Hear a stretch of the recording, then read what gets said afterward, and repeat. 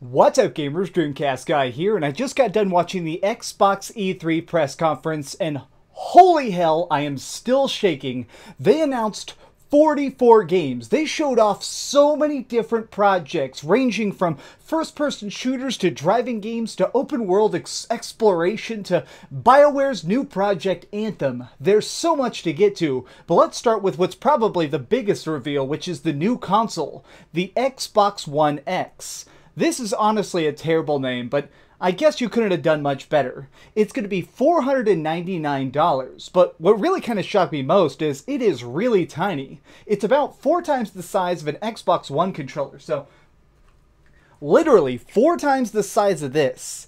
That is crazy small, especially when you think about how massively big the original Xbox One is. The fact that they were able to shrink it down so much and give it so much processing power is damn impressive. To try and show off these new, upgraded graphical capabilities, they displayed Forza Motorsport 7, which is just a racing game, but they had all sorts of dynamic lighting, cool weather effects, shifting environments, everything to try and keep us aware of how good and how deep these graphics are. And that's great. I'm not sure if I'll actually get an Xbox One X. It seems like it might be a very specific market they're going for here. It seems like they're trying to find the people who are console gamers like me, but are looking for the best graphics options possible. So people who don't want the complications of PC gaming with all the intricacies of graphics cards and stuff, but do want really, really cool visuals. And I think in that market, it will excel. Especially for only $499, that's not too bad. Especially because of one of the other freaking bombshells they dropped. Now, I'm sure you guys have heard about the Xbox One backwards compatibility program. Up to this point, they've randomly brought on all sorts of different games from the Xbox 360 that will be playable on their new hardware. That's cool, but now they're going to expand this to now feature original Xbox games as well. That means on one machine, I'll probably be able to play everything from Silent Hill 2 to Shenmue 2. That is such a crazy range, and it shows that they're listening to gamers. They know that what we wanted on our Xboxes more than anything is just to be flooded with options, and it looks like they've done that.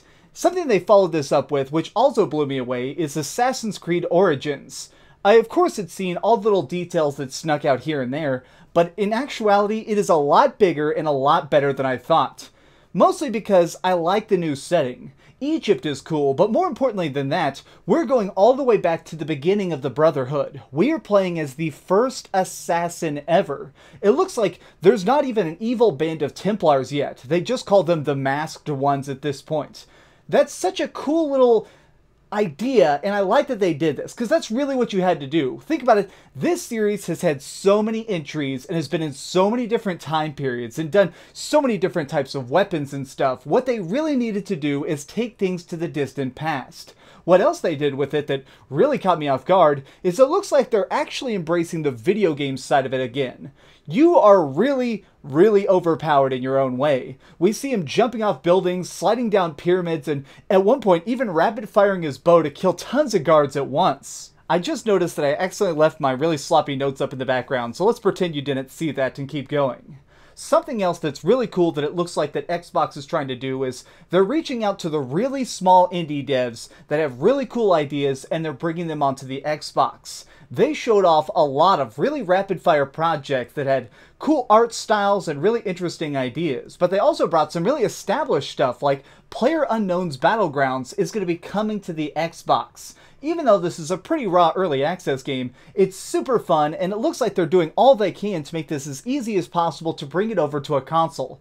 And that is such a smart idea. It looks like they're going to be trying to do this with several major projects going forward. I think they want Xbox One to try and be this in-between step. It's not quite PC gaming, it's not quite normal console gaming, it's both, but neither.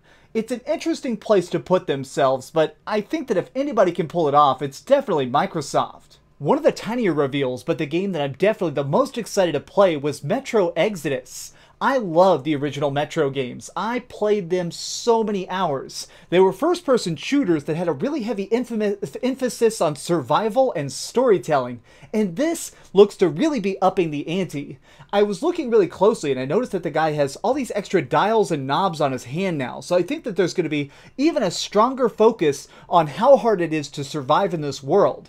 Because remember, before, we had to worry about our oxygen, our bullets, and our health. But now, it looks like it's less about that and more about literally power.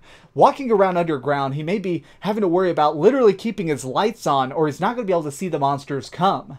We also see all sorts of new gadgets, like him using an explosive crossbow bolt to knock something off a cliff, and then using a zip line to get across a crevasse and jump on a train. This must be in the distant future of the original games because things are more technologically advanced in their own small way, but also it is just so cool to see this gritty world once again. I love Metro. It's such a weird dystopian Russian crushing depression but incredibly interesting story, and I just can't wait to buckle up and go back in there. Next up, we had the two games that I actually hated during this press conference. Overall, this show was incredibly good. In fact, I was literally shaking as they closed it down.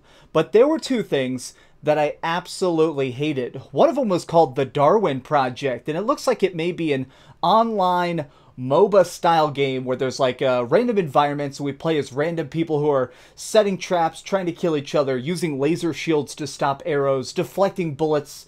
It looks like it's just too fast and too sloppy. It looks like it's a really early alpha game, and I don't know if it will ever come together. And to make it even worse, while they were doing the conference, they had this really annoying guy doing like announcements, like he was announcing it like it was an esport, being like, oh my gosh, they're actually going to be setting up a bear trap to try and deter her. Oh, is she going to go around the back exit? Ooh, with the cloak she managed to save herself. And it's like, no one is going to think of this game that way. You're really trying to force this to be an esport, and let me tell you, nobody's buying what you're selling. This was really bad, really plain, really basic art style, and I wanted it to be more, but man, did it not pan out. The other thing that sort of reminded me of this as well is Sea of Thieves. This is the new project that Rare has been working on forever. It's an online, maybe online only, pirate game. And it just looks awful. I may be the only person who thinks that, but I really do not get what the hell this is supposed to be. We see people sailing around on ships, finding a pirate treasure map, exploring a sunken vessel, but all the while, it is so slow. I mean, literally, putting bullets into his gun takes forever. Combat is super stiff and looks really bad. Like, oh no, there's one ghost pirate zombie.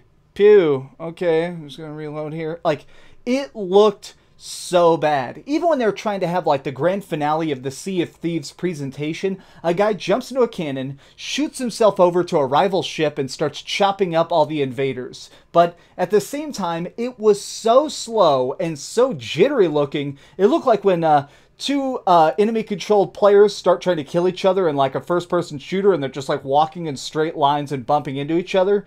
It was that bad. If this is the best that game has to offer, there is no way I'm going to play it. I realistically might not even review it because I don't want to force myself to play a game that's going to be that slow, that boring, and that lifeless. Let's bust through the next three projects lightning fast. We had a new Dragon Ball Z 2D fighter. This looks like it's going to be ultra fast. It's going to be 3-on-3 combat, all side-scrolling, and what's interesting is I've heard that this is going to be developed by the people who made Guilty Gear, so I think we can assume that this is going to be all about crazy combos, launching people up in the air, getting super moves, and blasting people off the planets. I love Dragon Ball Z, and I love Guilty Gear, so the fact that these are actually being crammed into one thing is absolute insanity to me.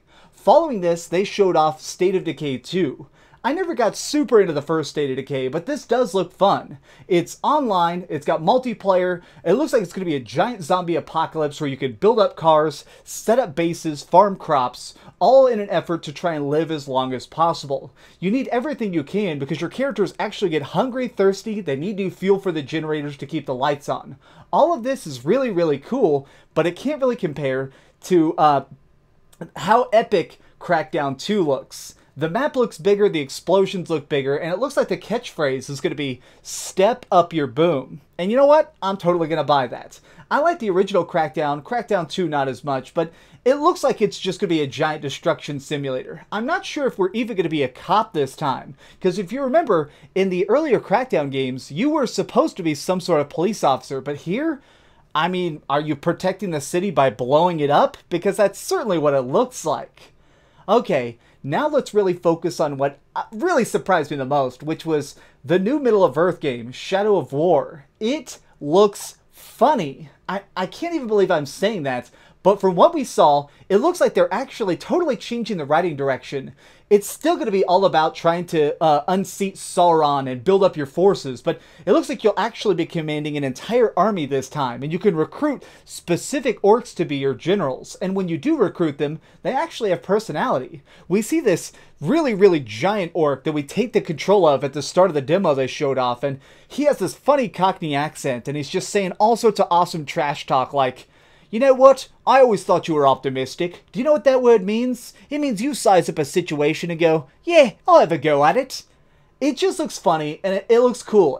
It makes me realize that the only thing that game was missing originally was personality. And now it's got more personality than ever. I didn't even know I wanted that, and here it is. They delivered what I never would have expected, and that's what's so freaking awesome about it. To close out the event, they did a rapid-fire presentation of everything that was tiny that they were working on, including a very detailed look at what's going to be the Life is Strange prequel. It's called Before the Storm, and I mean, it's more Life is Strange, so I'm going to love it. But the final thing, and what's really the most awesome and most epic, is Anthem. This is BioWare's secret project, and holy hell, it is big and cool. Okay, so it looks like we're all going to have mech suits, or we're going to be going out in the wild and hunting down all sorts of crazy monsters with friends. But what's really interesting is these mech suits look just like Iron Man. It looks like it's going to be online and you can just fly anywhere. Like literally, I think it's probably going to be like, if you want to fly to a level 100 zone, good luck, buddy, just fly to a level 100 zone. It didn't seem like there was any sort of power meter or anything, or any sort of ammo. From what I noticed, it looks like you're just supposed to go in there, chop stuff down, pick up random quests, and keep killing with your friends.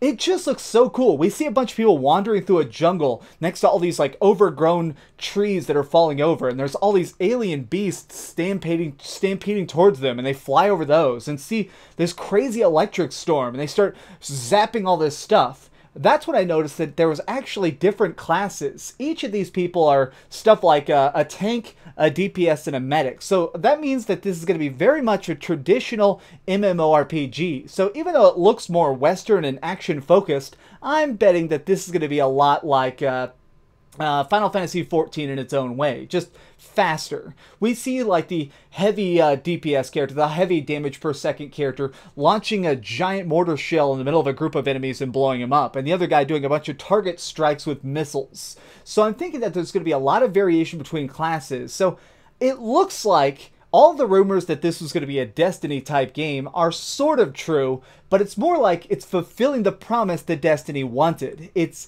Destiny, but more in every single way. This press conference was absolute wall-to-wall epic. I am so blown away. This is what we wanted. Microsoft, way to go. I'm going to give you guys a B+. The backwards compatibility, how small the Scorpio is, and all the great games you revealed all won me over. Great work, keep it up, and try not to accidentally suck and start doing something crazy in the future. Thanks so much for watching, gamers. If you enjoyed this video, please give it a thumbs up, share with your friends, and subscribe if you haven't already. But do me the biggest favor of all and keep dreaming. If you want to watch my previous videos to the other press conferences, I'm going to put links to them right here. There you go, see? If you click those, you can click those on a phone as well. Or check the description box. Man, this E3 has just been nuts. Man. And we got Bethesda coming up next. I'm ready. Man, I'm so ready.